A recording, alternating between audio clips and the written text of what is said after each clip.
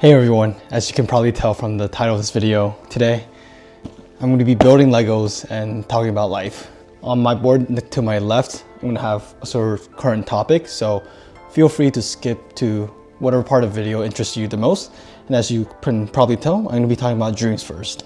But first, let's get into this Lego. So I love Avengers, so this was pretty much a no-brainer purchase for me. It did cost $65, which is crazy. Let me figure out how to open this first. Okay, I finally got it open. There's an instruction manual and then 4 bags over here. So let's get started. I haven't built Legos in forever, so this may take a while. Oh, excuse me, there's actually 5 bags here. So, first bag, assuming I open this one first. Dumped it all on the ground. Before I start, just talking about dreams. So ever since I was a kid, I feel like I was always on a set path. So when you're a baby and you go into preschool and you go into middle school and then you go into high school, that's the stage where everyone has pretty much the same life. Everyone goes through the same process of going to school. And then once you graduate from high school, that's when it starts to deviate a bit. But for me, a lot of people around me went to college, and so did I. And I feel like it was sort of expected for me to always go to college, do well in high school, and then get into the best college as possible. And for me, I feel like in college, I always had this one goal in mind: to get good grades and to get the best job as possible. So those were the 2 main goals of college for me. And I feel like that was the main goal for most people. Sure, obviously I want to have fun, meet new people, but ultimately the whole goal of college for me was more so on the benefits I would reap from it, such as a good job. And so that was primarily my main focus. And I felt like I was always not stuck on this path, but always forced onto this path where I was forced to get good grades. There's just pressure from everyone around me, and including myself, to get good grades and ultimately get a good job out of that. And so I feel like for me, I never really thought about pursuing anything creative. I studied finance and information systems, and for me that was just because those were high-paying jobs. If I studied finance, I could maybe go into banking or consulting. And with those skills I learned in college, with that degree, I would choose a more safer and more conventional route to get a stable job where I could earn lots of money and go through that route. So it never occurred to me that I could be doing anything creative per se.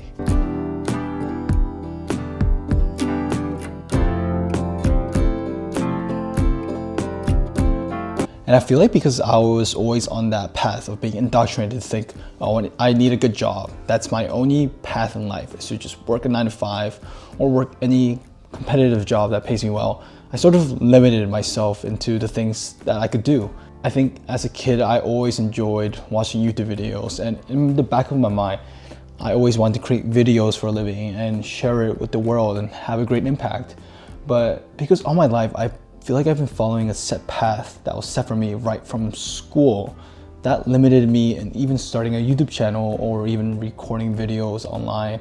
And yeah, I just limited myself creatively. Like I starved myself with having no creative freedom to do the things I wanted to do, explore hobbies of mine that I could somehow turn into a passion. And so I feel like I limited myself a lot, and I feel like when I talk to other people, they limit themselves too, just because from college onwards, you're sort of set on this path where you're there to get a degree, get an education, and get a high-paying job out of that. And so, especially from 2024 onwards, I've learned to sort of rediscover my passion for making videos, and I feel like this is it. This is it right here for me. It's just making content and helping other people improve their lives. And if that's through me talking about my own experiences, then so be it. But I feel like dreams are so amazing. Like we could do anything in our lives that we want. We just have to lock our eyes on it and work as hard as we possibly can. but we can do anything in our lives. We can pivot. Like, even at 30, 40 years old, you can change your mind and do whatever you want. And that's the beauty of dreams. They're there to give you hope, but they're also there to keep you locked in. And that's what I love.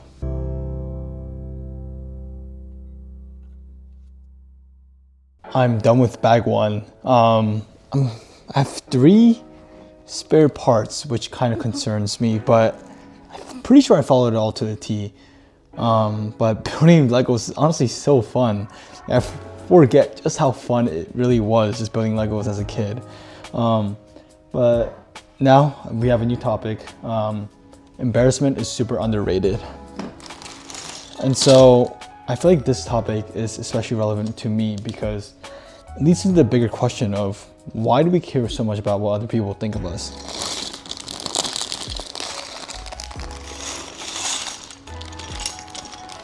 And I'm unloading back too.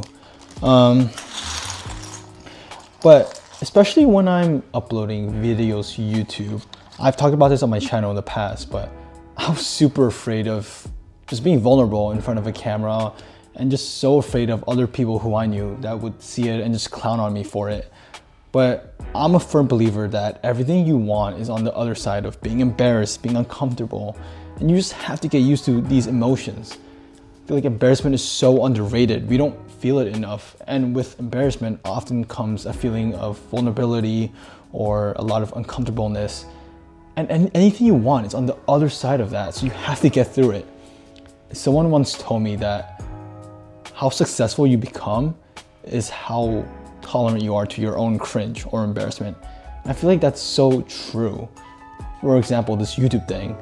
I never even expected to upload to YouTube because I was so afraid of other people finding me. But if I want to follow my dreams, I have to go through this uncomfortable phase of just showing myself on camera to the internet.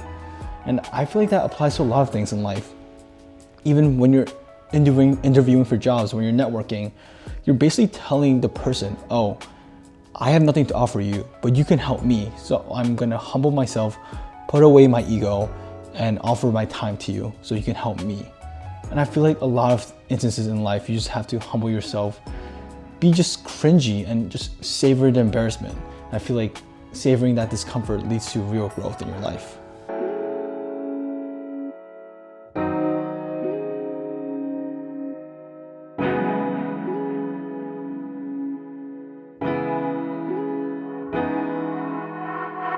The second bag is now completed. It is actually coming along very, very nicely. I think the foundation is all laid out. And so far, it hasn't been that hard to build, so that's a good sign. So it's now onto the third bag. And while I open the third bag, I just want to talk briefly about gratitude. First of all, I just want to say, I think gratitude is such a good thing to practice every day. It's something you intentionally have to practice every day to get better at it. And this is something that I've also been struggling my entire life. It's just expressing gratitude.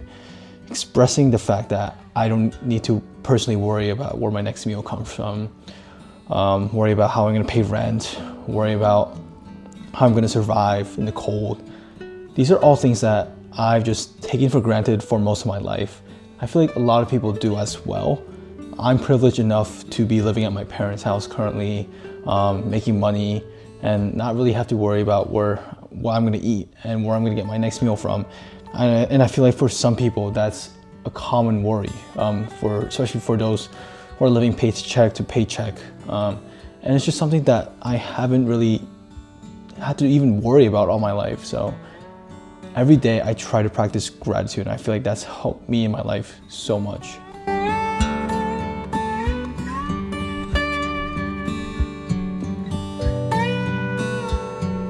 It's not even about like the basic necessities as well. It's more about having the freedom to do whatever I want, to do this. You see, some people have to work weekends to make ends meet, or some people have to work on holidays. But for me, I personally am privileged enough to just do whatever I want on free time and hang out with my friends, have spare money to spend on hobbies like this. And I think that putting everything into perspective about how much I have. Like, I have a family that I can talk to. I have friends I can talk to. I think that is just such a blessing. I can move my body how I want to. That is such a blessing. And I think counting your blessings like that and thanking, like, it could be God. I personally believe in God, but it could be just thanking yourself just for the blessings you have. I think that really puts into perspectives about what you have. And I think for me, when I solo traveled to Southeast Asia, I saw a bit of how some of the people live over there, how they're struggling to make ends meet, how hard they worked. And for me, I think that made me put into perspective how fortunate I was. And I think that's the beauty of traveling as well, is that you get to just experience and just be grateful for what you have ultimately, that you have the privilege to travel, spend money, and just travel the world. I think that's a blessing in itself as well. So I think counting your blessings and just showcasing gratitude and practicing that intentionally gives you the power and makes you happier.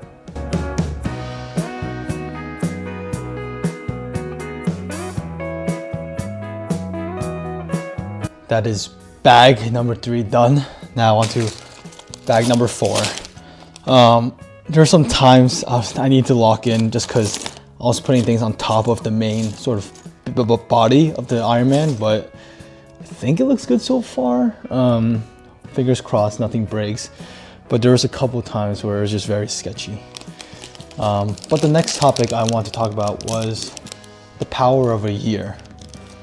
A year is something that we often characterize as a year of change when we make New Year's resolutions. There are 365 days in a year and anything can change. You see, in 2025, at the beginning of the year, I was really struggling with personal issues. I had just got out of my first relationship. I started my new job. And I was just living at home, which I didn't like.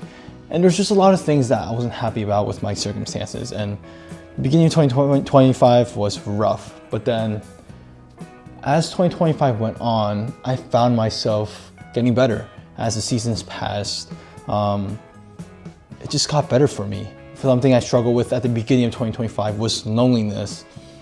But then by the end of the year, I was honestly just hanging out with my high school friends a ton, and they helped me get rid of that lonely feeling. Also got into a new relationship, which I never thought I would imagine. So those things have just honestly helped me tremendously and made me realize that anything can change in a year. Anything you want can change in a year. A year is a long time.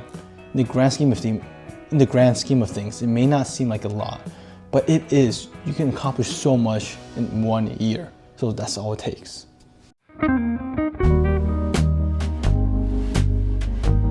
I finished bag 4, which means I'm on my final bag, which is bag 5. And coincidentally, that is my final topic, which is to be extraordinary. One of my biggest goals in life is to leave a great impact on this world. And what do I mean by great impact? Well, I still don't exactly know what that entails, but I really do want to leave my mark on this world, leave a legacy that I can influence thousands, maybe millions around the world. And to do that, you have to live an extraordinary life. You can't be complacent with just working a regular 9-to-5 job. You can't be complacent with where you are in life. You have to be your own harshest critic and self-reflect on where you want to go next and where you are at right now.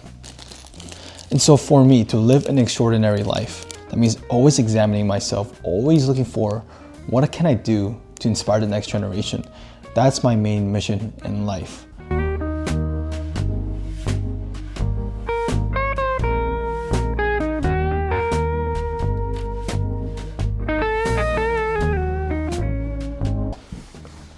Finally done with the build. It took a lot longer than I thought, but it looks pretty sick. I'm very happy with it. Yeah, thanks for watching, guys. Appreciate it. See you next time.